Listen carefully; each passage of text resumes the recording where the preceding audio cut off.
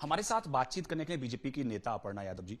Ma'am, जिस तरह से प्रोफेसर रामगोपाल यादव जी का बयान आया और उन्होंने जो विंग कमांडर व्योमिका सिंह हैं उनकी जाति का उल्लेख किया, उसको लेकर लगातार विवाद बना हुआ है, किस तरह से आप देखते हैं? बिल्कुल विवाद बनने का एक मौका उन्होंने क्योंकि दिया है तो इस पे बन रहा है। और मैं नहीं समझती हूँ कि सार्वजनिक मंचों पे किसी को कास्ट बेस्ड पॉलिटिक्स करनी चाहिए। खुद ही पार्टी इंडी गठबंधन कहता है भाई जो है बीजेपी पहले जाति जनगणना नहीं करवा रही थी, कास्ट बेस्ड पॉलिटिक्स करती है, फलाना करती है, ढिमकाना करती है, और खुद ही उनके बड़े जो नेता हैं उस प्रकार का बयान देते हैं उस लड़की के लिए, उस बेटी के लिए भारत की, जिसने जो है ऑपरेशन सिंदूर को लीड किया है। आप किस प्रकार की बात करते हैं? तो दोहरा चरित्र तो ये लोग खुद दिखाते हैं। दूसरी बात मैं बोलना चाहती हूँ कि वो एक वरिष्ठ और सीजन्ड पॉलिटिशियन है, उनसे इस प्रकार के अविवेकपूर्ण बयान की अपेक्षा नहीं की जाती है। उन्होंने क्या, उनकी ऐसी बात रही होगी या किसने उनको सजेशन दे दिया, ये अब बात की बात हो गई, उनके मुख से निकल गया ये बात हो चुकी है और ये मीडिया के माध्यम से, आप लोगों के माध्यम से हम सबके पास आ गया है। तो देश देखिए हमारा राम को मानने वाला है, हम लोग चरित्रवान देश हैं, हम लोग एक ऐसा देश है जहाँ पर हम आज भी नारियों का बहुत सम्मान करते हैं। हम हमेशा कहते हैं कि यत्र पूजन्ते नारी तत्र रम्यन्ते देवता।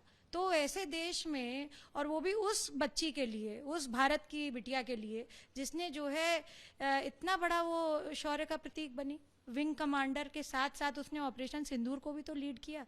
तो उनको समझना चाहिए था कि उस पर तो कम से कम कास्ट बेस्ड पॉलिटिक्स ना करते, आप इस प्रकार की अभद्र भाषा का प्रयोग ना करते। और आप जिस तरह से कह रहे थे, सिंपल मुझे लगता है इस पर अपोलोजाइज करना चाहिए।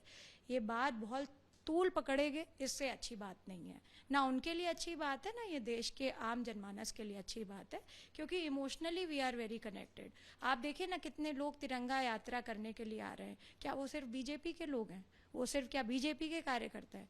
वो सिर्फ क्या बीजेपी के नेता हैं या बीजेपी के ही जो है नेतागण हैं? ऐसा नहीं है।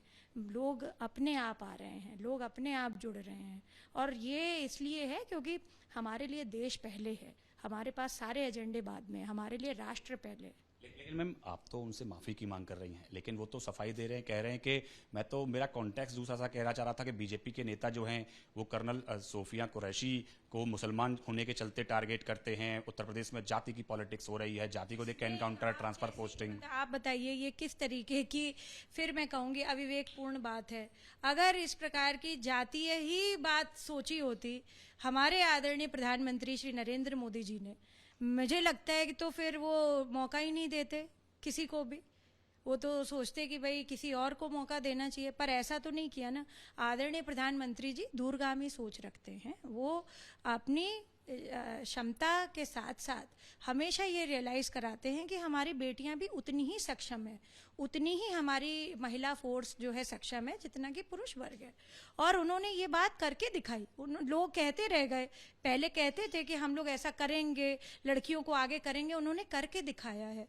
और आदरणीय प्रधानमंत्री जी का जो ये विजन है, जो ये फोकस है, मुझे लगता है राष्ट्र को बहुत आगे ले जा रहा है, लेके जा रहा है, चल रहा है राष्ट्र, और हम सब उनके साथ तन मन धन से हैं जी। विवाद जो है वो मध्य प्रदेश के मंत्री के बयान पर भी है, उनको लेकर भी लगातार घेरा जा रहा है बीजेपी को, कर्नल सोफिया कुरैशी को लेकर जो उन्होंने दिया। मैं बिल्कुल देखिए उस पर बात बोल चुकी हूँ अपनी, इसलिए बार बार उस बात पे मुझे फिर से बात नहीं कहनी है। परंतु मैं ये कहूँगी कि पहले इंडी गठबंधन वाले लोग अपना बयान देखें ना, कि इतने बयान कैसे दे रहे हैं। उनके लिए तो पार्टी कह ही रही है, उनके ऊपर तो कार्रवाई हो ही रही है जो मध्य प्रदेश के मंत्री हैं। बीजेपी ने कभी तो ये नहीं कहा कि जो है हम अपने मंत्रियों को छोड़ देंगे और XYZ को वो करेंगे। जो देश के विरोध में बोलेगा, वो चाहे अपनी पार्टी के हो चाहे जैसे भी हो, पार्टी ने हमेशा देश का साथ दिया है। भारतीय जनता पार्टी देश के साथ है।